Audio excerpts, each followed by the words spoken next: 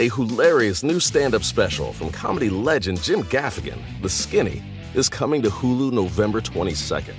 This Thanksgiving, see Jim in a whole new light as he gives you the inside scoop on everything from parenting teenagers to weight loss and gaslighting family members. For everyone in need of a happy hour, the new hilarious stand-up special, Jim Gaffigan, The Skinny, premieres November 22nd, streaming on Hulu.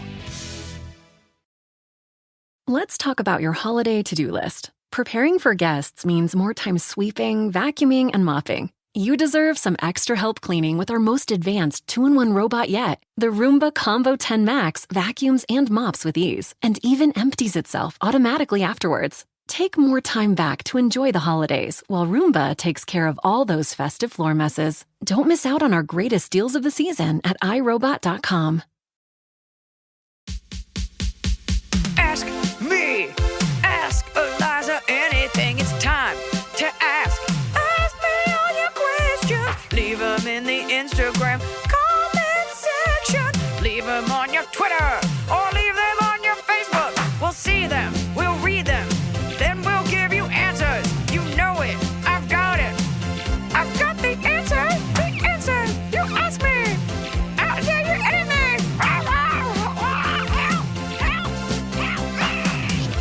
This is going to be a great episode. Okay. On a personal note, this is a great episode because I know a lot of people were tuning in, begging for the conclusion of this saga, but I have acquired a vehicle. Are you going to tell us now or are you going to save it as a cob? I think, no, my cob is a lot more fluid, so I'm just going to say this should be my top of the cob, but I'm in a great mood. So the coffee helps. My pre-top of the cob, I'm just saying, something great that happened is I finally got to have one of those Julia Roberts, you guys work on commission, right? Big mistake moments. And it was, as a woman, as someone who has been like put through it by Volvo, it was extremely satisfying. And I will tell you that story right after this break. I'm just kidding. There's no break. So just so you know, if you actually have a lemon, which I did, like this isn't a story of like, I don't like my car. Like this was a true computer was going haywire, car in the shop multiple times within a year. So Volvo finally agrees to buy it back. But of course, they do it through a third-party agent. And of course, that takes forever and weeks and weeks and weeks because they're like, well, you're still paying for it. What do we care? So this woman finally calls me. In order to turn the car in, she's like, I have to contact the dealership and we have to schedule a time. I was like, why can't I just drop it, give them the keys? She's like, because they may not have room. And I'm like, it's a dealership. Like carve out a piece of concrete, take the car back. She's like, no, because it has to go to auction. Did I tell this? And I'm like, can I just drop it at any other Volvo? She's like, no, because you've only ever had maintenance there. And I was like, that's an arbitrary rule that shouldn't have any bearing on a mega corporation taking back a car that's going to go right to probably a chop shop. And so she calls me. It's almost like when someone's adopting a baby. Like I got a call at like 7 a.m. She's like, I have a spot today. Can you make it? Like, can you be on a plane to adopt this baby? And I was like, great. So I go, I drop off the car. The lady's really nice. And I go in a hat because I'm just like, I want to keep a low profile because like, I don't know if these people know who I am or if they've like checked the voicemails I've left, but I don't like it here. all the times you've talked about them on your podcast. So I meet the lady and we start talking and she's really nice. And somehow because I talk to everyone, she mentions that she's had cancer and something about not being a great driver or she's a slow driver. I go, I said something. She like looks at my car. She goes, you don't have any miles on this. I was like, yeah, it's kind of sad that it had so many problems. She said something about how she drives. And I said, you should put that on a bumper sticker. And she was like, what? I was like, if you've had cancer, you have the right to be like on a bumper sticker, please don't honk at me. I've had cancer. Please be nice. Please let me merge. I had cancer. She was very nice. And I offered her tickets to a show. So I'm sitting there and I notice that there's a Mazda dealership attached to this dealership. And I'm thinking like, people in my family drive Mazdas. Like that's a good car. I just want a dependable car. Yeah. So I say to her, she's like, oh, do you have someone picking you up? I go, I do. My assistant's coming to get me. My assistant drives a Range Rover, by the way. So part of me is like, maybe I don't need a car. And I've been like, I need to get Q-tips, Danielle. Give me a ride. It's a cool car to be driven in. And I say to her, I go, I might take a walk across the lot to see what Mazda has. Okay. So I sign the paperwork. She leaves. She comes back with a man. I don't remember the man's name, so we'll call him Charles. She was like, Iliza, this is Charles. He's going to help you out at Mazda. And I was like, okay. I don't know how it came out, but I was like, these two are attached. Is it the same owner? And he said something to the effect of, oh, it's the same team. It's either the same service team or same sales team. It's the same group at both. And I'm new here. And he goes, but it's the same team from Volvo as it is at Mazda. And I looked at him and I just said, in that case, I will not be purchasing a Mazda from your dealership. And he just kind of looked at me and I was like, you guys, your customer service is abhorrent and you've treated me horribly for someone purchasing a luxury car. And like his face just dropped and he was like, I'm so sorry. I go, I'm not going to talk your ear off. It's not your fault. You just got here. Right. He goes, I wish there was something we could do to make it right. I go, you had multiple chances over several months to pick up the phone. And while I'm sure the voicemail of me threatening to sue you is recorded somewhere for corporate training purposes, you never, not one person, had you ever showed me a modicum of respect or customer service, I would have let you sell me another Volvo or even a Mazda today. But you didn't. Of all the messages I left, all the times I called begging to speak to someone. However, what's odd is that you did return my husband's phone call and he doesn't even have business with you. So, and in that moment, Danielle pulls up in her Range Rover and I just get in. He's like, well, we're here for you if you need it. I'm like, won't be necessary, Charles. Bye. Were you just texting her like, now? She just, no, because she's so good. She just happened to, like, cue the smoke. And so it wasn't about like giving it to this guy, but it was just like, you guys missed out on what would have been a customer for life because you were just so shitty repeatedly. Right. Your last car, we were at that dealership, for any maintenance. You had that car for years. Like you maintained it. Like you were Honda a very gave me, loyal customer. Yeah. And I'm like, when I find a brand I like, that's my brand. Honda gave me no trouble. And I test drove a lot of cars. Like that day, I went to a Ford dealership. I did go to a Land Rover dealership, and I am different now having driven one. But I will tell you, it is a gas guzzler. And I didn't realize until I was test driving one how many people drive them in LA and how stupid it is. The guy was like, he was like this Russian guy who was very cool and like very calm. And he was like, this is the best car in the world. You could drive on 3 wheels. I was like, I am driving this to Ralph's. Like, we don't need to go on 3 wheels. All these cars are safe. Anyways, at the end of the day, I got a Kia. I got a Kia Sportage in fucking matte shadow gray. From afar, it looks like a luxury vehicle. It has all the creature features and big buttons. It's intuitive, not like a Lexus. And I love it. And I'm so happy to be driving it. I'm also happy to be saving like 70 grand. I don't want to participate in this upper middle class demonstration of wealth that everybody, like this rat race wheel, hamster wheel that everyone's caught up in, like always showing what you have. If a car means a lot to you, get a nice car. But what I wanted to talk about today was like, sometimes I check in with myself. I get like competitive about something, or I feel I need to like keep up with the Joneses. But like in my core, I'm like, these are not your values. And that's okay if you love a vintage car, you love a luxury car, that's great. But like deep down, I've never cared and I don't care. There are brands I care about, and sometimes I think that like when I see women that are like really put together and have like all the right clothes and the perfect hair and the perfect everything, but like, and that's great. But like deep down, I'm like, those aren't your specific values. Like it's not important to me to always look polished. It's not important to me to have designer bags. And I think sometimes we forget, like, if you wanted to do something, you would do it. Sometimes fitness is not a value to people. Sometimes high-end luxury, anything is not important. And so I think it's okay to like say the things that are important to me are a nice house, a nice car isn't. It's still like a $38,000 car, but demonstrating wealth is not important to me in a loud way. I mean, I don't know. I think the internet doesn't teach you that. It's like you need to have all of these things. And you're just like, it's not important to me that like I have a perfect manicure all the time. Although I do. Shout out to Koreatown. It's not important to me. These are not my values. Right. Well, now you have a nice Kia. I have the best Kia. And nice nails. And you're really going to live it up. Whatever. You weren't even listening. Let's just get to it. Listening. Everybody, you have things that are important. Building a monument to Charisma Carpenter and Nev Campbell. These are important things to you. It's important to me to always try to clean my house, but it will never look immaculate. Everybody's got their values. And everybody needs to stop worrying about other people's values. Like, it's not important to me that my shirts be ironed and that I look clean and crispy.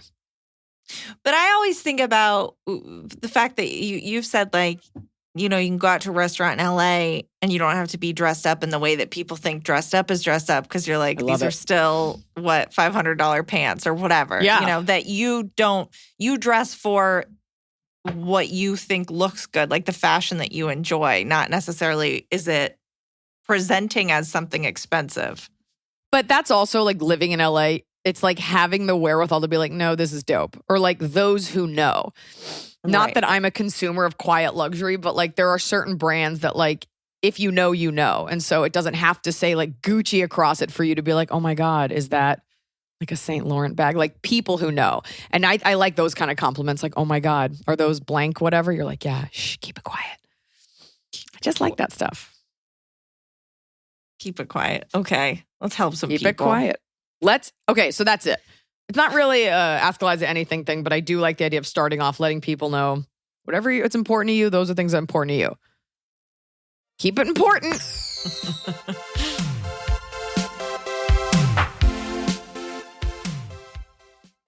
Fall has fallen, winter is on its way, the days are shorter. But just because, well, they feel shorter. And just because the days feel shorter doesn't mean your to-do list gets any shorter. You still have to power through your busy days. And a great way to do that is with nutritious food from Factor's no prep, no mess meals. At the end of a short day in the fall or the winter, the last thing you want to do is have to cook. Factor has got you covered from breakfast, snacks, dinner, anything in between. Factor has easy, nutritious options to keep you fueled, like their chicken Florentine with spinach and garlic chili cauliflower. You bet. That's what I want to make myself at the end of a day where I am exhausted and my husband isn't home. Whether you like routine or you enjoy mixing things up, Factor has you covered with 35 different delicious meals every week and over 60 additional convenience options you can add on, like keto cookies, pressed juices, and smoothies. And because Factor meals are chef prepared and dietitian approved, you're going to love not only Factor's meals taste, but also how they support your goals, even if your goal was just making yourself dinner. Head to factormeals.com/Iliza50 and use code Iliza50 to get 50% off your first box and 20% off your next month. That's code Iliza50 at factormeals.com/Iliza50 to get 50% off your first box,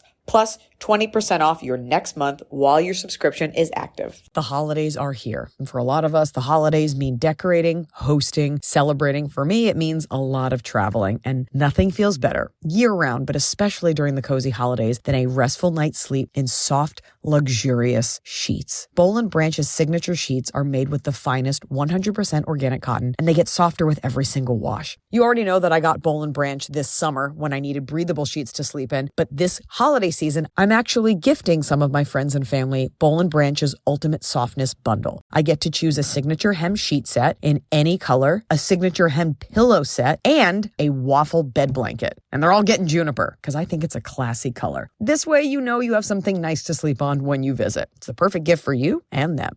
Gift you and your loved ones a better night's sleep with Boll & Branch. And right now is their best offer of the entire year. For 25% off plus free shipping on your first set of sheets, head to bollandbranch.com/Iliza. That's Boll & Branch, BOLLAND branch.com/Iliza for 25% off. Limited time only, exclusions apply. See site for details. So finally, fall is here. I have been looking forward to it. I have had a hard year in a good way. You know, like I had a baby. I have been on a nonstop tour, nonstop traveling, and it's been hot. So I'm looking forward to, of course, pumpkin spice, everything, cooler weather, and slipping into a cozy sweater from Quince. I've talked about Quince before. Quince has beautiful leather jackets, cotton cardigans, soft denim, and so much more. All Quince items are priced 50 to 80% less than similar brands. Dressing expensive doesn't have to be expensive. Their clothing is beautiful, it's durable, it stands the test of time, and it's what I like to call a capsule wardrobe. I got an Italian wool cocoon coat. That's one of those, it's got like a European collar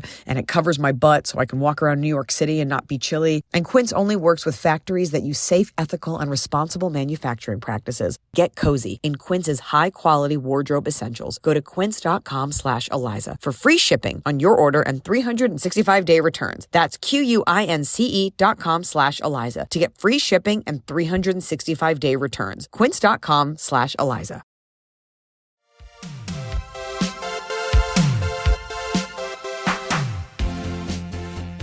Hi, Liza and Emily. My question today regards my career.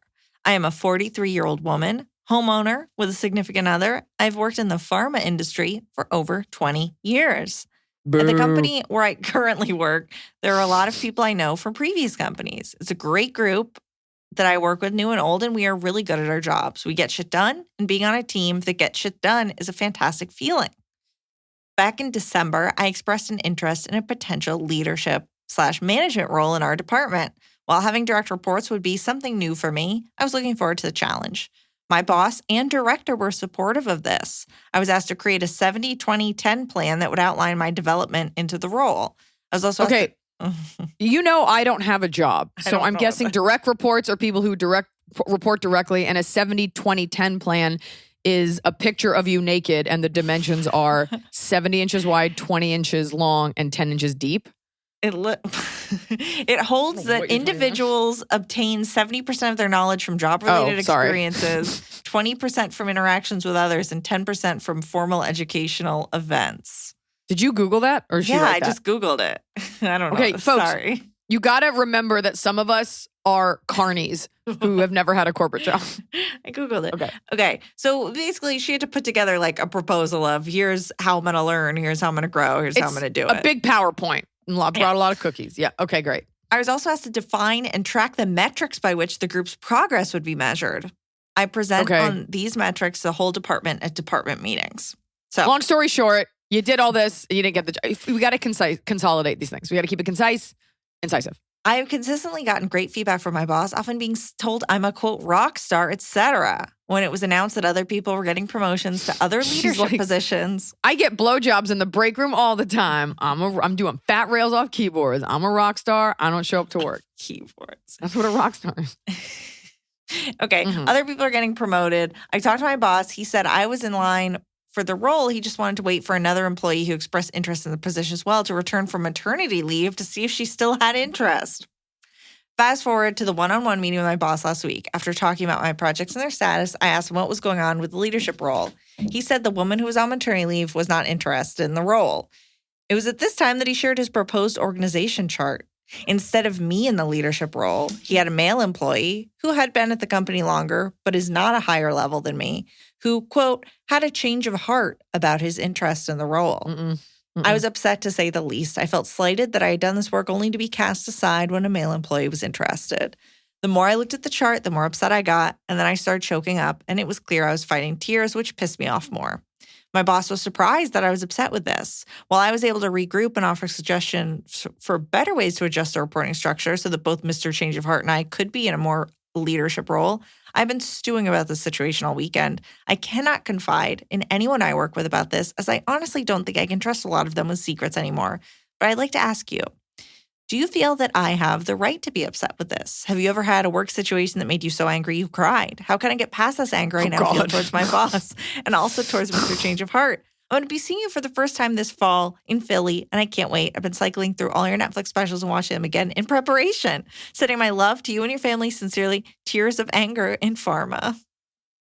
Oof. I think a lot of people have tears of anger when it comes to pharma on both sides, the consumer and the purveyor. Have I ever had a situation that makes me tear up? Yeah, it's called the entire career. I And I definitely know about like not being considered or showing interest. And they're like, I'm sorry, who are you? I guess what I don't know, the guy who has been there longer doesn't have the same level of, clearance. Like you're higher up in the company. And I don't know that it's your boss's duty to disclose. I don't know if this is true or false, to disclose to you who else is into it. I don't think your boss really cares or wants you to get this. Now, if he's following protocol and he's like somebody else, and I like that's also sticky. It's like, here's a woman on maternity leave who wanted it. That'd be extra shitty if it's like, sorry, you had a baby, you can't have it. Right.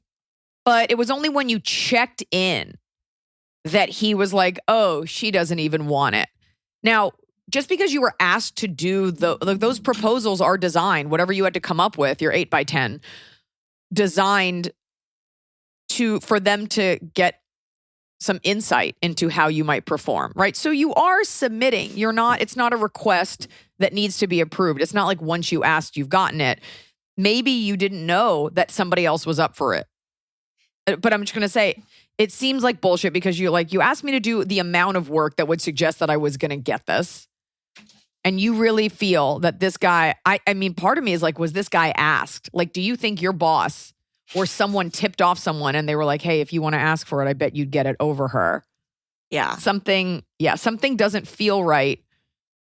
Did you say that this guy wasn't interested in it? Like, correct. And then he had a change of heart. So I'm guessing they were kind of like, oh, your boss hey. is the change of heart. Right. Like, Bill, are you sure we can give you a raise? And Bill was like, all right, fine, I'll do the job. But that your boss, here's the thing, you don't leave a job, you leave a boss, like you leave a manager, that he didn't come to you and say, look, this other guy is more qualified in these ways and he's applied. He waited for you to bring it up in the one-on-one. Yes. And then was he didn't want to admit it. To just show you an organization chart and you look at it and go, wait, this guy's in this position? That's insane. Your boss is not being a boss and he's not managing people. I don't know what legally he's supposed to, or even just in terms of like being cool, he's supposed to disclose to you.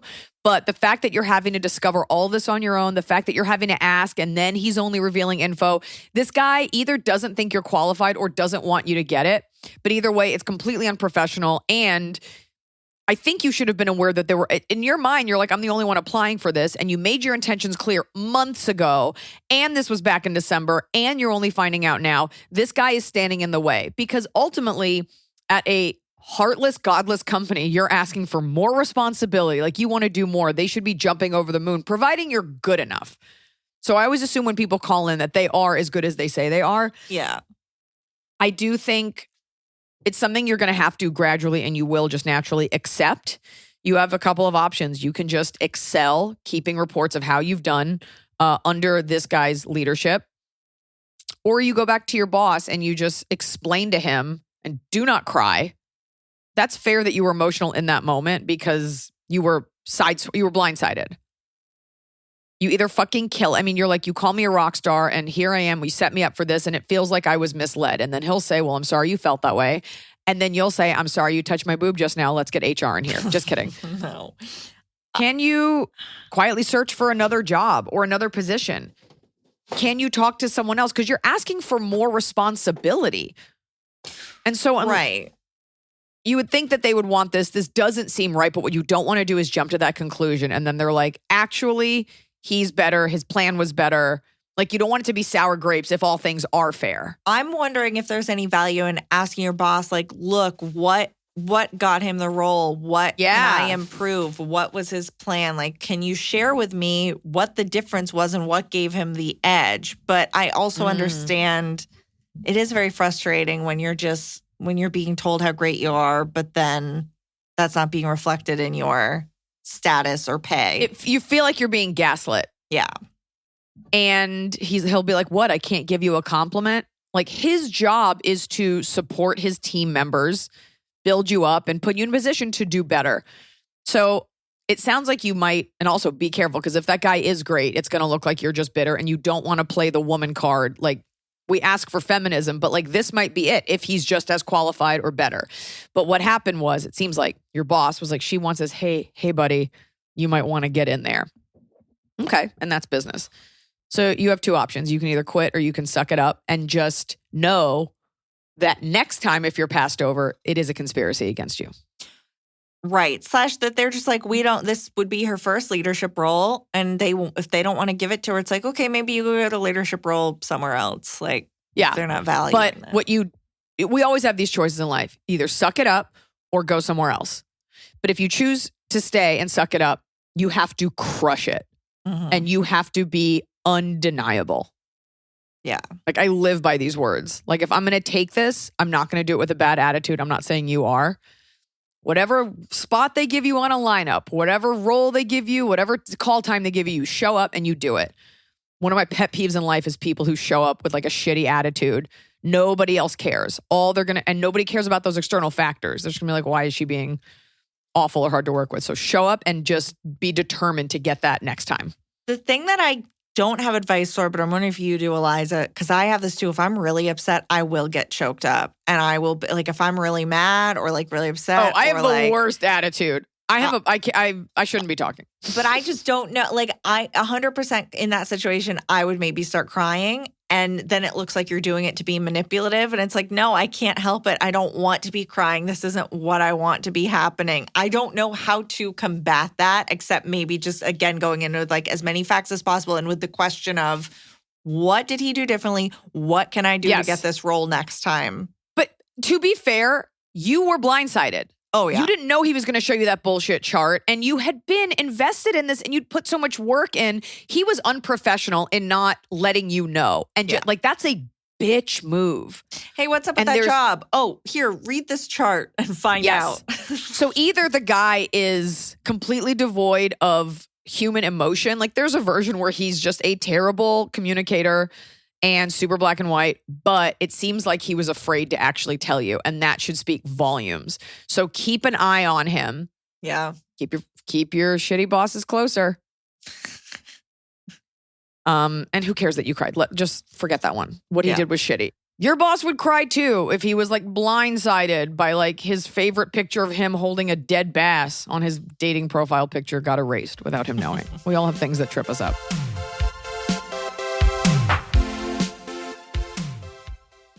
A hilarious new stand-up special from comedy legend Jim Gaffigan, The Skinny, is coming to Hulu November 22nd.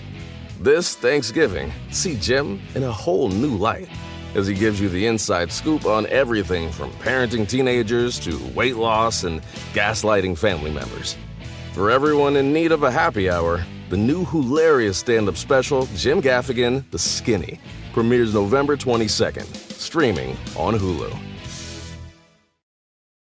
Let's talk about your holiday to-do list. Preparing for guests means more time sweeping, vacuuming, and mopping. You deserve some extra help cleaning with our most advanced 2-in-1 robot yet. The Roomba Combo 10 Max vacuums and mops with ease, and even empties itself automatically afterwards. Take more time back to enjoy the holidays, while Roomba takes care of all those festive floor messes. Don't miss out on our greatest deals of the season at iRobot.com.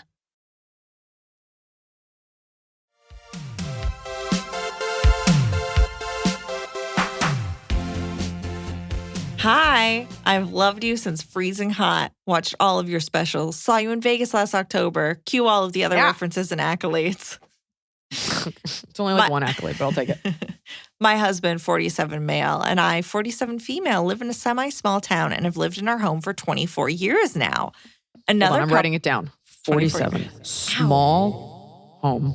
Semi-small town. Semi-hard at times. Go on. Another couple has lived across the street for almost as long, and we've had a very friendly neighborship. That is now a word, you're welcome. Over the years, sharing tools, lawn advice, barbecues, etc. They were part of our driveway drinking, TM, when COVID hit, becoming even more part of our tight-knit neighborhood friend group, which has morphed into a happy hour / random hangout / celebrate their kids' B-days, etc. kind of situation. The Pine Street Posse, if you will. A few years ago, some random new neighbor began storing his trash-filled trailer that he was using as a mobile dumpster filled with rotting, leaking garbage parked right in front of a storm drain that goes to the local river. He had also started a mobile car wash and was using the street in front of our home to wash cars, letting the soapy reject water go down the drain. So garbage, garbage water, garbage person operating a noisy, messy business in a residential area. I'd had enough.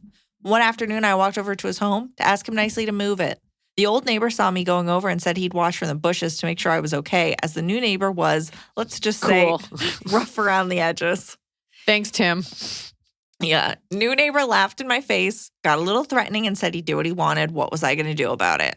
The next day, I pulled the local municipal code complaint form and mailed it to every neighbor within sight of this new neighbor with a letter urging everyone to sign it and send it in. He moved out shortly after, so this whole thing is, yes, moot, but an integral part of what happens next. Stay with me here. Oh, no, I'm glad you did that, because that's usually where the question ends for so many people, like, our neighbor's a nightmare. Yes, municipal code.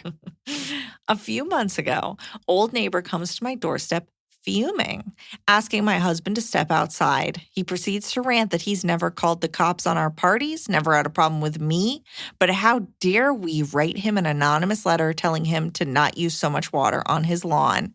He then pulls out the letter and my old letter from 3 years ago. Why did he keep it? And said he knows it's me because the stamp is the same.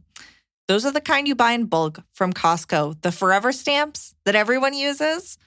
Also, I have 10 times the size of his lawn and I water, and the weird lady across the street from him recently ripped up her lawn and put in rocks and succulents. Side note, why did he want to talk to my husband, not me? Surely couldn't be that he's a boomer. Hold on. Yeah. I'm sorry. Old neighbor, meaning that you're friends with? Because you said the other guy moved away. The friend.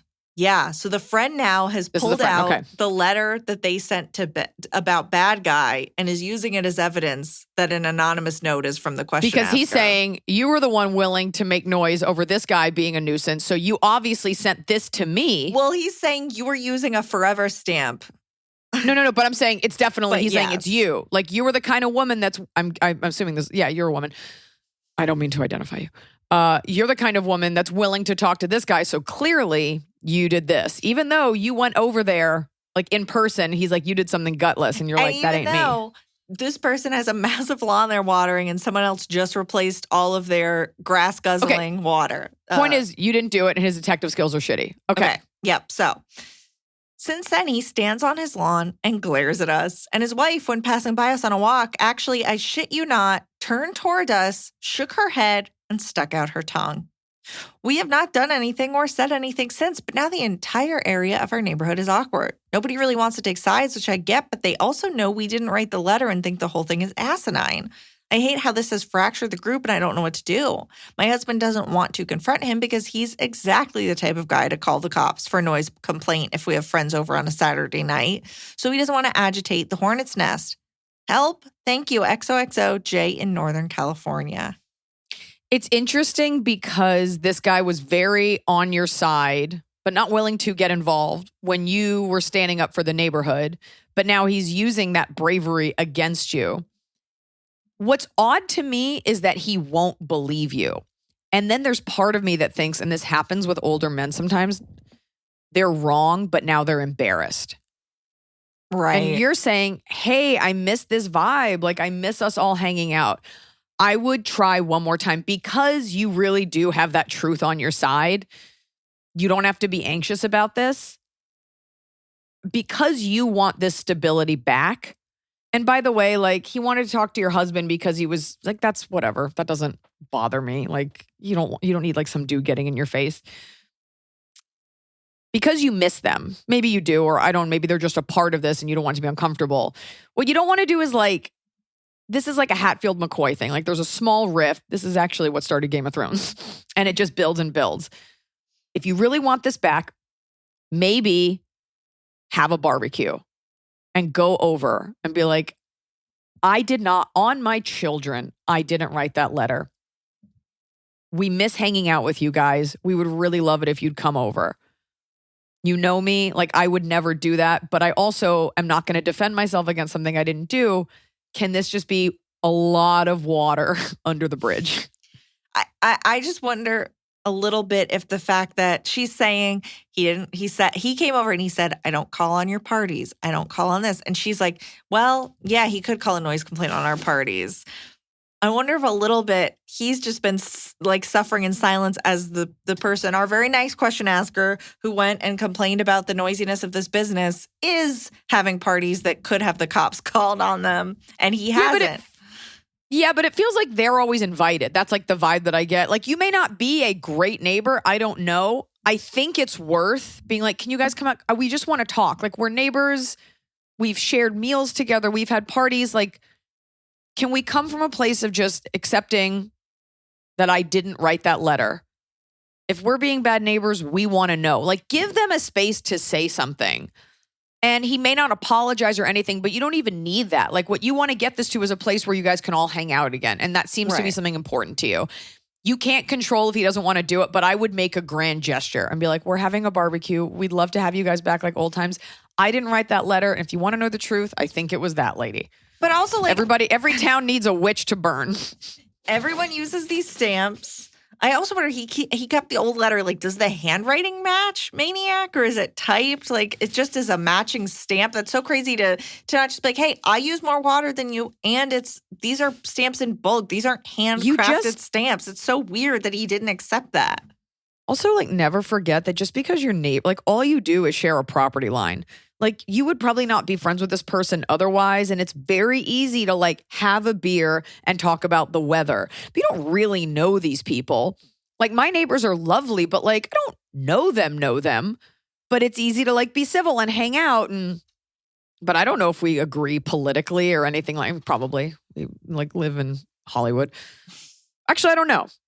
I don't know about that. One of them wears some real big hats. So don't assume that you're the same, and don't assume this guy is sane. And the wife is just kind of defending her husband following suit because they feel betrayed. All you can do is make your case. I would make it one more time. And I bet they'll be quiet for a little bit, but like, your conscience is clean. Mm-hmm. So they're just gonna have to get over it. And by the way, like, call the fucking cops. Like, how loud could it be? Whatever. Also, I wonder why the succulent neighbor didn't send a letter to Big Lawn question asker. What?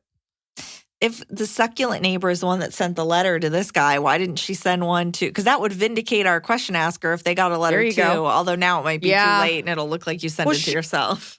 Or the guy's an asshole. And succulent lawn lady was like, I don't like that. I saw you watering, not the other people. I mean, but that being said, like, we don't even have a front lawn. Like, we should all be using less water. Okay. Nobody wants to hear about that. I'm on succulent lady's side. But yeah, if you want things back the way they are, you don't even need to be friends with this guy. You just want it to be cordial. Give him that space and be like, if there's something that we do that upsets you, like, we always want to know, like, we are neighbors. Just give them a minute to cool down, but then invite them over. Like, just try. And then if they don't, then the guy probably has like a parasite living in his brain, controlling him, forcing him to act weird. Probably. Hi, Iliza, Emily, and the crew. I'm a 19-year-old listener. I discovered you on TikTok, then went to Netflix and loved your comedy. Then I found the podcast. It's all I've been listening to in an effort to catch up. Getting towards the beginning, listening in reverse order. Tell your Gen Z friends. And you know what's insane? It's like, I've crafted several hours of stand-up guaranteed to make you laugh. And it's like, I found you doing a video where you tried on jackets. But hey, it means it's working. Yo. Tell your friends on Discord. Here we are. I don't think Gen Z is using Discord. I can't say tell your friends at the mall. Right. There's no such thing. My dilemma. I have a friendship group of 6 girls. 5 of us all get along, except one. She makes passive-aggressive comments, takes the piss out of our courses, gives dirty looks, and straight up ignores us, etc. She doesn't have a great history of having female friends. Safe to say she barely has any, and the ones she does, she speaks badly of. She mostly gravitates to trying to have friendships with males, but she's not a guy's girl. Okay. She recently got in a relationship with a guy who was part of the group, and that has only increased her animosity and distance toward the rest of us. We'd like to resolve the tension, etc. with her, but as we know, we have not done anything wrong, but we must address it with her to move forward, especially given that we are in a house together next year, the girls only. My question is sloppy. I'm sorry. This is sloppy. You live with 6 girls. Are you in a sorority? You're 19. Does this mean you're in college? Yeah. You're saying courses. So she's like shitting on the classes you've taken. And you all live together. And she's dating one of the friends in the group. And she's just not a great hang. And they're going to live with her next year. So my question is, how do we bring it up with her? And what do we tell her? We have talked to her about other things in the past, but she gets very defensive. So it makes it hard to bring it up. Thanks for your advice in advance. I look forward to every Wednesday because of the podcast. Hope you're having a great week. From Vicky. There's a lot of parts missing in this equation. I'm not sure. Again, quoting Tracy Morgan from 30 Rock, like that thing where white women are like scared of their best friends. Yeah. You must be living with her because you've already signed a lease or you're too gutless to like kick her out. Yeah. I don't know why you're living with this girl. Or your friends are like, I guess she's nice enough. Also, be careful because your girlfriend, like girls at this age are like very, very cliquey. You're figuring out everything. You might think you're all agreeing that this girl sucks, but like 2 of them are friends with her behind your back. Like what you don't want to do is be left with holding this torch like, we hate her. And then like you look around and there's no mob behind you. All you can do is limit your own interactions. And if you really want to get to, I'm not positive what she's saying exactly. It sounds like she just has like a bad personality. The fact that she doesn't have girlfriends, guy friends. I mean, I don't know. I don't know what she looks like. Like, I don't know what's at the root of this. You can just be like, I don't know why you say negative things all the time. You could just straight up say that, be like, I don't know why you would even make a comment like that. And then just like kind of like and don't say anything else and just like let her flail in the wind. Right. You know, there's always the defense of like, I'm just joking. It's like, well, then it would be funny. Like if you want to do that, but it doesn't, most women aren't like that where you're like, I love confrontation. Let's fucking get it on. Right. Giving it as little oxygen as possible. Like you can share a house without being close to someone. Also, I know you don't want to hear this because you're 19, but like this girl will not matter like in a year. She'll move. She'll get a different boyfriend. She'll pretend to have a nervous breakdown. She'll leave. She'll have an issue. Do you like her at all? You know, it's tough to get feedback at that age from people you already don't feel comfortable with. So you guys are like, we don't really like her. And we've tried to tell her. Like, no wonder she doesn't want to hear it from you. Like, you guys are not cool. And so if you really want to get to the bottom of this, if you really think there's a good person in there, maybe you could like take a walk with her and just be very soft with her. But it doesn't sound like you do. It sounds like she's annoying. She kind of doesn't know who she is. In terms of her taking the piss out of your courses, like it's annoying because they're very expensive. But like if you're confident in what you're studying, like who fucking cares what she thinks? That's what college is for. Less time. Spend less time. And you can just say to her like, I don't know, you're always so negative. You can just like say like little things. Or you could do the dude thing and be like, dude, you're just like not nice to us. Right. So or I like, don't ever want to be around you. When you guys are hanging out and she comes out and is like, oh, why wasn't I invited? Well, it seems like you don't like us very much. It seems like you don't like us. You could just say that and she'll be like, that's not true. If she gets super angry, maybe it does feel like she does like you and she wanted to be included. Like deep down, everybody wants to be included. Right. So you have to ask yourself, like, do you want to get to the core of this? Do you want to be her friend or do you wish she would go away? If she came up to you tomorrow and was like, hey, like, if she was the lovable asshole, because every group has one, like, would that be okay? I think the bigger issue is like you really don't know her, so you don't have any love for her. And you're just like, who is this interloper? Mm-hmm. So you need to figure out what you really want from her, if you even care. And then once you realize that you don't care, you'll find it very easy to ignore her. Yeah. And you can always brush it off. You can just be like, I don't know. It just seems like you don't like us. So like, I don't want to put in the effort. Yeah. But just, you can live with someone and avoid them. Especially if she has a boyfriend, it's going to like take up all of her time. And if she's with him, I'm guessing it's like, she's probably just talking to him when you're all in a group together. So it's fine. It's fine. It's tough. Once the seed's been planted that a girl like isn't cool to the other girls, it's very hard to come back from that. But just be careful that you're not the only one being proactive and all of your friends are like, it's whatever. You also are under no obligation to lead anything. If you're all in a room, unless you're like the super outspoken one, like you don't. I found a lot of power in just saying absolutely less. Yeah. And just remember, like the world is not on your shoulders. Read Atlas Shrugged. He like shrugged off the whole thing. Your objective is to like not let this girl bother you. Hi, Iliza. Emily, all your babies, fur and real. I have a situation at work and would love to hear your take. I'm a 29-year-old straight female who has always been an ally to the LGBTQ community and a firm believer in do and believe what's best for you. A coworker of mine, let's call her Sarah, is a 45-year-old super religious Christian and the only one at my work that I have slightly connected with. We work in a very professional office setting, and our other coworkers are in their 50s and 60s, so I naturally connect with Sarah more than others. Because she's slightly younger than a 50-year-old. Our relationship is pretty work-based, so we don't share a lot about personal lives outside of the basic what we did over the weekend. Here's the problem. Sarah added me as a friend on Facebook and I accepted, only to find out that she posts anti-transgender memes and quotes from time to time that, in my opinion, are borderline hateful. Great Christian teachings, huh? This extremely bothers me. I had no clue these were her views from our work conversations, and honestly, it makes me not want to be office friendly with her at work anymore. I almost want to bring something up and ask her view, then use contracting Bible verses against her, like God loves all, or IDK. I would have to look some up. What would you do in this situation? She's good at her job, and I do have to say that her and I are the hardest workers in the department and work really well together. I know I will have to work with people I don't agree with, but this bothers me, and I want to backpedal our work friendship. Maybe I should delete her off Facebook so I don't have to see what she posts. Thank you for hanging in there. Kristen, you can use my name because there's no way she listens to this podcast. LOL. P.S. I have been looking for a job where I am surrounded by people who share my values, and I'm actually passionate about my work, but it's hard supporting myself, and I haven't had much luck so far. Thank you both. She's like, I work at a hate group, but the benefits are great. Right. Okay, Kristen, here's the truth. Politics, as much as we don't want them to have a place in the office, like they do, and we are humans. You know, I know there's this like severance idea that, you know, like I'm a robot during the day and then at night and I can do whatever I want. Because you like each other enough, it's very human to be like, let's become friends. But you went looking and you found something disgusting. 100% you either mute, I don't know if Facebook has that function, or unfollow. I doubt she's checking, to be honest. And since you're not the one that reached out, maybe she can like still look at your stuff. You can drive yourself crazy posting pro-trans, pro-gay, like memes and stuff like that. At the very least, I would unfollow or hide so you don't have to look at it, okay? If you really want to do some anti-racist work.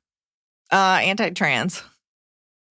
To me, it's like kind of like all the same thing. I doubt she's like, hate trans, but I'm super cool with immigrants and black people. True. Yeah. But okay. This really has to come from your heart, and you don't want to violate any HR policies because you are at work and you're saying this is a very formal corporate environment where you all wear tuxedos and ball gowns.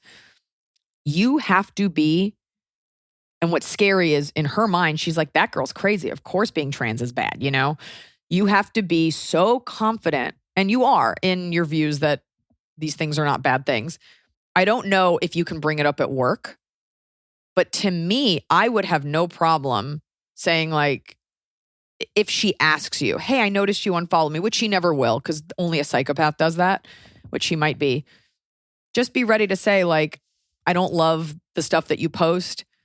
And so I just, you know, I wanted to keep our working relationship professional. So it's just best because I don't want to have that conversation at work. Like there has to be, you know, she should feel embarrassed that those are her views, but she doesn't because she's like somewhat brainwashed. I don't know that you can say it at work, but you have to be very comfortable with saying like, and you could even say to her, like, I saw some of your views. I think you think they're a joke, but they're actually super problematic and very dangerous. And I'd love to know more about why you think that, but I don't think you do. Because in a perfect world, you would convince her otherwise, but this is years of indoctrination that I don't know that you're equipped to change because I think you'll get upset. At the very least, unfollow or mute and never bring it up. And just remember, like, this is your work person who might be good at other things. Like you can be ignorant and you can have these dumb views, but like not be a horrible person day to day. I think we like to write off an entire person. Like she might be great to work with and super responsive, and that is her function for you from 9 to 5. And quietly look for that other job where you're not surrounded by bigots. Okay. I think that actually is really an interesting point and a good point that like, you don't have to be friends with her. You have to work with her because you have a job. But I think that issue of like, you can't unring the bell knowing that about her, it does make it hard to just like look at her when she's like, hey, you have a good weekend? And she had spent all day Saturday posting like hateful things. And you're like, it's tough to answer even because this is Ask Iliza Anything. But like, I could see myself being like, do you have a good weekend? Like trying to get abortion clinics closed? Like... It's tough. I mean, I work with a lot of comics who I know are like really bad people. Yeah. Or of insane views. Like, I know you said something shitty to that girl on a date, or like, I know that you did this shitty thing, or sexually harassed people a lot in the early 2000s. It's like, but all I have to do is share a green room with you for 8 minutes. Like, am I going to be the one tearing you apart? No. And I'm sure she could, with like the proper therapy and training, become like a normal person. And there is a lot of gray area, it's not, I think when we are allies, the side asking for that allyship, they want absolutism. Like, you're not allowed to ask anything. You're not allowed to say anything. And that's where it gets scary. And so part of you wants to know, like, what is it that you're anti or pro? Like, maybe it's like a fiscal thing. Maybe she doesn't want her taxes going to something and she thinks it's okay. Like, there's always common ground or an area you can discuss.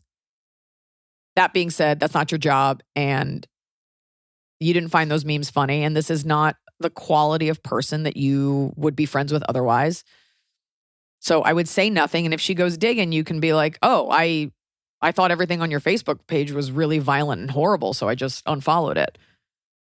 Because I'm sure she would have no problem saying to you, like, I saw a lot of like, Black Lives Matter. And I don't want to give him that voice. Sorry. Like, I saw a lot of pro-trans stuff and it just didn't line up with my views. Like, people who are like that have no problem saying it to you. So why do we as progressive people shy away from that?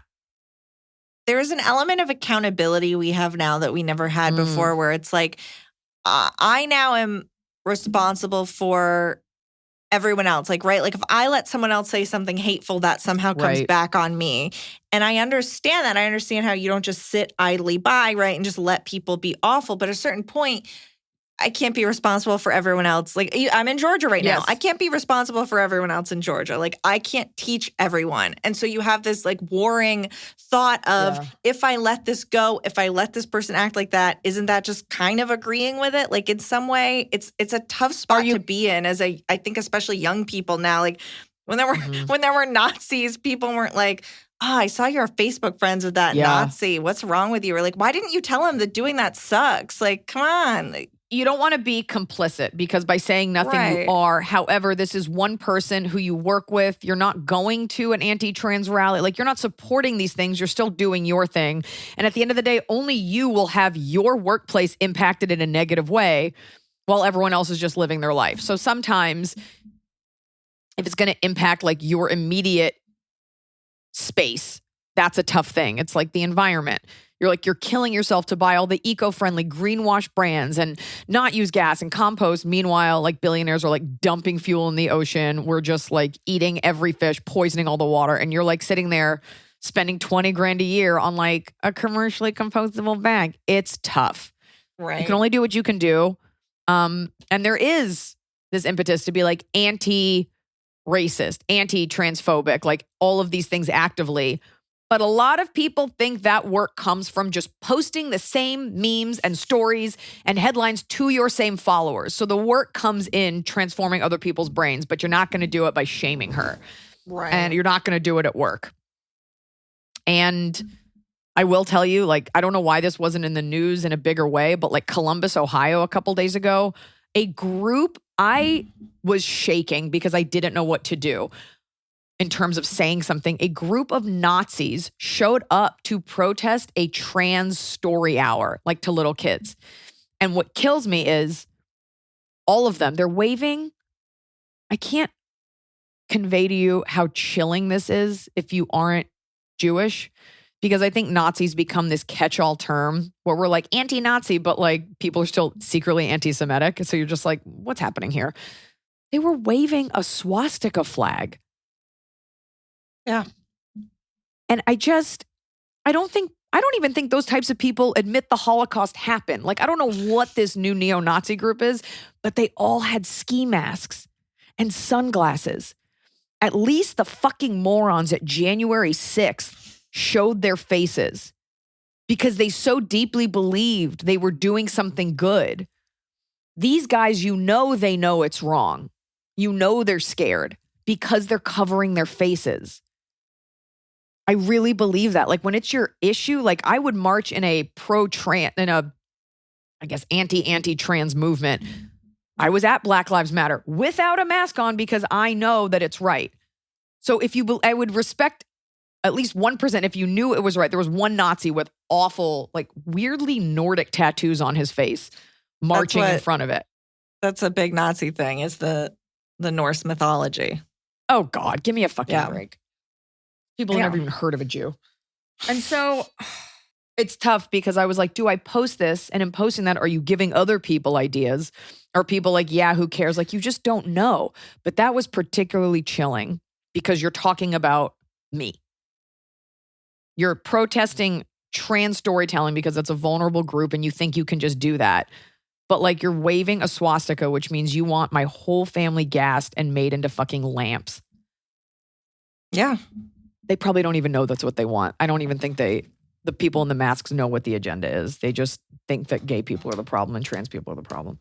Anyway, that was upsetting. So to take it back to you, you do what you can. Right. Don't endanger your livelihood. But if you feel like you can get through to this person, you would be making her better, don't. Might be with some slower conversations, or you may not want to take that on. But it is, we all like to think that in the moment we're going to say the thing that makes you uncomfortable. But people are usually, they're very loud about this online when you're just talking to a camera. It's easy to be like, you need to stand up and make noise. And it's like, we all did, after all the anti-abortion thing, we're all like, watch that patriarchy burn. You're like, I got to go get some frozen yogurt. Like, aside from voting and these like protests, like, what are we really doing? The answer is having calm conversations, changing one mind at a time. But good works hard, evil works harder. Right. Well, top of the cup. Come on. You always do that to me. Give me one more. Okay. Don't be a turd. All right. Hi, Emily and Iliza. Hope you're both doing well. I love the pod and have been listening since the beginning. I'm a 21-year-old girl turning 22 in May. My birthdays the last 2 years have been horrible, with last year being the worst in my entire short life. 3 days before I turned 21, I received a message letting me know that my best friend, who had gone missing a few days earlier, was found dead in her apartment. She had been brutally murdered by her roommate. Wait, why? How would she? Wait, I'm sorry. Why wouldn't they look in her apartment first? Like, how could you report someone missing if the first place you would look is their home? I don't know. That's not the point. Maybe the roommate wouldn't let them in. Yeah. This naturally shattered my world, broke my heart, and left me deeply depressed, ultimately putting my life on pause. At New Year's time, I made a decision to try and honor her memory by starting to live again and embracing the new chapter I was supposed to start when I moved to another country 6 weeks after the tragedy. So this year, for my boyfriend, for my birthday, my boyfriend and I got a boyfriend. My boyfriend and I have decided to go to Mexico to celebrate by exploring a new country. We live in Spain and have our birthdays 4 days apart. My question is, how can I, in the best way possible, honor the memory of my best friend while I'm away? And what can I do to make sure the sadness of the 1 year mark won't take over and ruin our much needed holiday? Sorry for the long message. I'd really appreciate your help and take on this. Thanks so much. Best, Bildy. Anonymous is fine. My name is hard to pronounce. I tried. I hope that's anonymous. That is horrific, and I don't know what it's like to have someone close to me murdered. Your friend would want you to have fun. Your friend wants you to be happy. Life is for the living. And I think you go with your boyfriend and you just be super honest about where you are emotionally, and you let yourself know that it's okay to have fun. But if you need to cry, or if you need to feel sad, coming from a woman who has ruined plenty of vacations with my husband, there's no rule book for grief. You might want to like identify where you are, like there's like 7 steps to grief or whatever. Maybe you're at the party stage, but you're alive. Maybe you light a candle. I don't know if you guys are Catholic. Maybe you go to like a mass or something, or just something like that. I would set aside a little chunk of time on that trip. Maybe you write her a note that you burn, or I don't know. Set aside like a little memorial like moment for her. Maybe it's getting tequila and like cheersing to her. I don't know. Acknowledge that, because you feel guilty about having fun, but that does no one any good. Because I think at the root of that guilt is I'm alive, she's dead, and I feel bad being happy. But that's nobody who has died wants you to feel that way. Because it's not a Jewish mother who died. It's your best friend.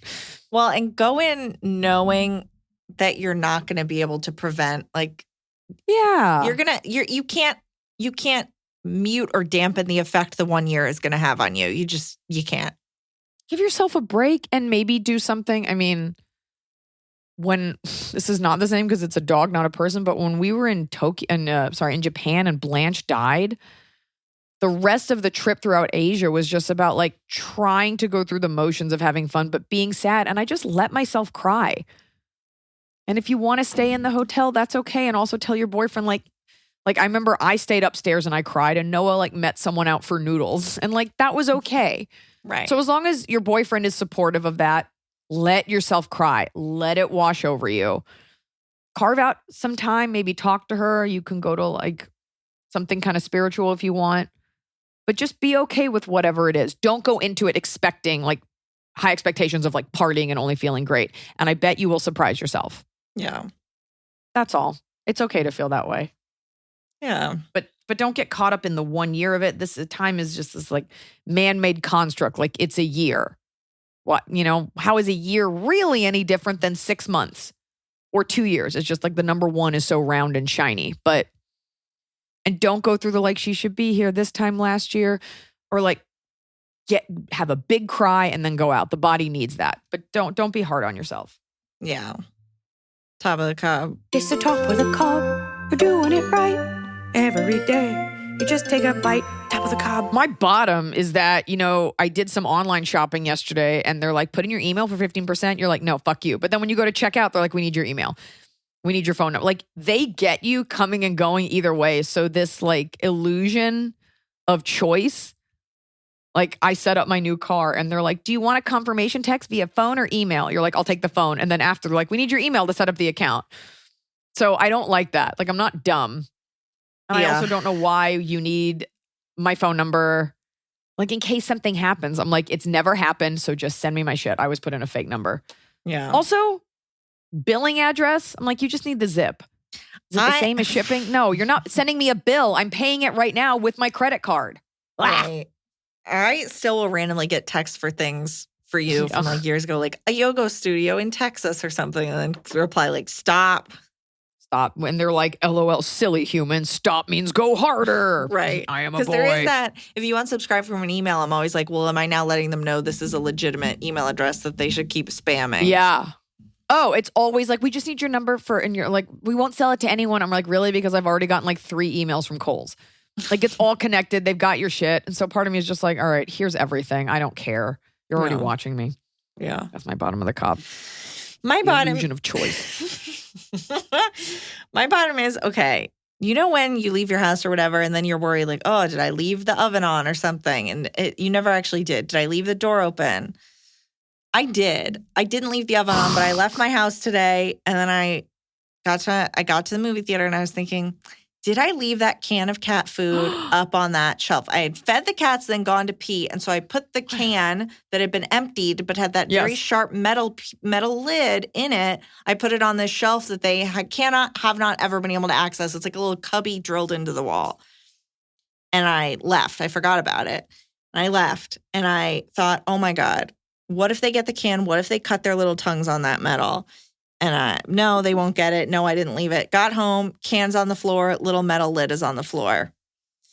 So far, no one's tongue seems to be bleeding, but I am living in fear of like, did they lick the edge? And I inspected it with my tongue to make sure. They're fine. They didn't. You know what's funny? I would think you'd be excited because then you get to go to the vet. I do miss the vet. I keep being like, I wonder, is the next one like a year? If they're all good for the next like 6 months at a year, can I go in and be like, hi, can we have a checkup, please? What was the name of that Hulu documentary about the Munchausen's by proxy mom with the girl? She like had all her teeth pulled. Was that the act, or am I thinking of something else? No, it's like a true story about like the little girl was called like Baby Jane or something, and then she went to jail, but because she killed her mom. With Patricia Arquette. Yeah, that is your biography. But they really got into it. And of course, it's like you think like, oh, number one, you didn't leave the can. Number two, if you left the can, they wouldn't be able to access it. And then you get home and it's right there. And everything happened that you thought couldn't happen, but you were scared about. But cats are adept at traversing tricky terrain. But that is part of being a parent, is hoping your worst fear won't be realized, and seeing that your baby is able to navigate that fear in new and exciting ways. Like, I came into Sierra's room the other morning and she had taken off all of her clothes and her diaper. Impressive. And there's just pee everywhere. I'm like, okay, that's cool. So last night, I'm like, I'm putting you in a onesie. You're not going to unzip this. And I came in today and she had one full arm out like Halle Berry. And I was just like, and it was still buttoned at the top. I'm like, how did you even get that arm out? She was like, I'm on the red carpet, one arm out. What's the bottom of the cob? So the bottom of the cob from a fan is so good. Okay. Hey, Iliza and Emily. Big fan of the pod. My bottom of the cob. I hate when the comments get turned off on social media posts. I'm nosy and want to know what got everyone put in virtual timeout. Caitlin from Kansas. I agree 100%. Yeah. As someone who has turned off comments, like I get sometimes you're like, I don't want this feedback. What I love about comments, and I'll do this, like I'll follow like Jerry News if there's like, God, a shooting. So like every 10 minutes or something political or just anything that involves society. Yeah. The comment section is actually a great way to get some perspective about an angle you maybe didn't think of. Weirdly, the comment section, and I'm not saying take all of this as gospel, will have information oftentimes that the news source doesn't. Be like, man, apprehended. They'll be like, yeah, they didn't say he was actually arrested at noon. And he was this, not that. Like sometimes it's like from the community. Or they'll say like, oh, interesting. They didn't say that the guy had like 15 AR-15s in his trunk. Like little things, or it'll be from like a fiscal perspective. But you have to kind of read them with one eye open. Yeah. But I do love, I pop popcorn. I'm like, let's see how irate people get about their hurt fifis. Yeah. Not everybody should be eligible to vote. That's all I got to say. In America, we're like, rock the vote. I'm like, no, so many of you are so stupid. Please don't vote. Please stay home. Please stay home and just do nothing. Tap the cap. We'll go fan, you, me. Okay. Fan says, hello, Iliza, Emily, Snow Beach, Little Pink, Tree Frog, and Hot Scotty. I'm Shay, female, 32, and I have a master's degree. I've been a listener almost since the beginning of the pod. I was at the Your Last Life show in Indy right before COVID hit. I got to meet you, and Tian Fu looked me in the eye. I swear she saw into my soul. It's hard to get eye contact from her. With the wonky eye. My top of the cob is that I recently found out I am pregnant. It's too soon to share with anyone else besides my hubs and doc. I really, really want to tell someone. I suffered a miscarriage in February 2022, so this is even more exciting. I love how open and honest you are about your journey to motherhood. I'm excited to start mine. Hugs and kisses to the Snow Peach, Shay from Indianapolis. Well, let's hope no one puts together that this is the Shay they know, since she's not like, sharing it with she's anyone. hoping they will, and they'll be like, I heard you on the pod. Shay, congratulations. That's awesome. This one's gonna stick. It's gonna be great. I hope you're healthy and happy. Have the best time. I loved it. I wasn't like, oh, I'm loving being pregnant, but I just had like a great pregnancy. And guess what? You can have a little bit more than a cup of coffee. Don't listen to the doctors. I did, and my baby is full turbo, twin turbo engine, fully charged. Have the best time. Enjoy all of it. Get all the free stuff. What's yours, Emily? Mine is, I realized this about myself also today, but it happened last time too. When I go to the movies, if I go to the theater and I'm watching a trailer, if it's a trailer for a movie I'm excited about, I will start tearing up. Like, I don't know if it's from excitement or joy. I saw literally a Fast X trailer today. Okay. Well, a lot of women tear up when they have orgasms, so maybe. And as each character came out, I'm like tearing up, like a new Fast and Furious movie, like as though like I never thought I'd see the day. Like, of course, you know, that Charlize Theron is back, and I'm like, oh my God, it's all happening. I've found that it happens, but it will happen for trailers for movies I'll never see. Every time there's like a movie with a dog or whatever, but I'll like tear up in a happy way, only at movie trailers and only in the theater. If I'm watching them on Twitter, I'm not, but in the theater, something about it is conducive to me crying. No one feels good on Twitter. I think movie theaters are conducive to invoking emotion. I mean, I understand like tearing up at the trailer for like Wakanda Forever because Chadwick Boseman died, and there's the birth scene and that cover of No Woman, No Cry. Oh yeah. I think you actually are the only person to tear up at the Fast X unless it's like an in memoriam to Paul Walker. So you're a special breed, Emily. You're like, oh, fast car. Oh, Charlize, you got your arm back. I saw Mad Max. My top of the cob is super weird, but you know that dream? I don't know. I think everybody has this dream in somewhere or another. You know that dream where like you can't get to class? Which is, I have this dream. In high school, we had a block schedule, like for the day, be like A, B, C, D, E, F, right? And each class was a different block. And then every day it would be different. So A would go at the end. So it would be B, D, E, F, G. And then A would be at the end of the day. So all of your classes were different days. I have this reoccurring nightmare that in college we had the schedule, and I cannot remember which class goes with which block. And it's and I'm in the middle of a semester, and there's one class that I haven't attended because I couldn't find it, and I can't find like a registrar. I can't find the office that will write it all down for me. And last night, for the first time in my life, I found the class.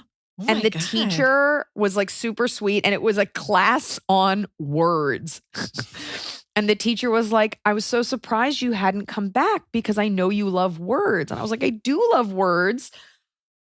And I was able to get from her like what the exam's going to be about, the books. Like I was able to find that class, and I was like crying. I was like, I have wanted to come back to class and I don't want to fail out, but I didn't know.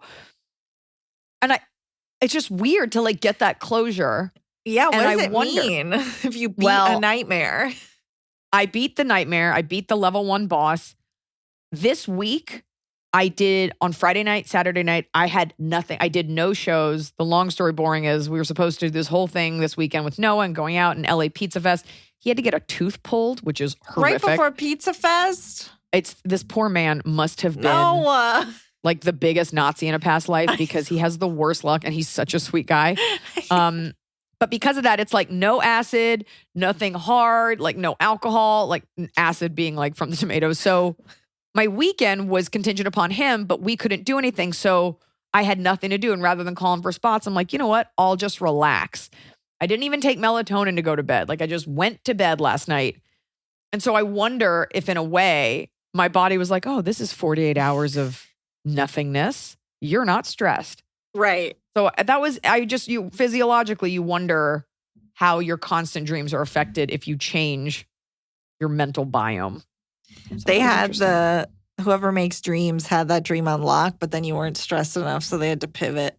Yeah. Jaw still hurts though. Okay, folks. Also top of the cob, double cob, is Iliza's Locals premiered this week. We had an incredible show at Tom Bergen's in Hollywood. A lot of people came out, a lot of fans, a lot of industry. These comics had a great set. And episode 1 premiered Friday, episode 2 came out Saturday, and episode 3 came out Sunday on YouTube. The views are pouring in.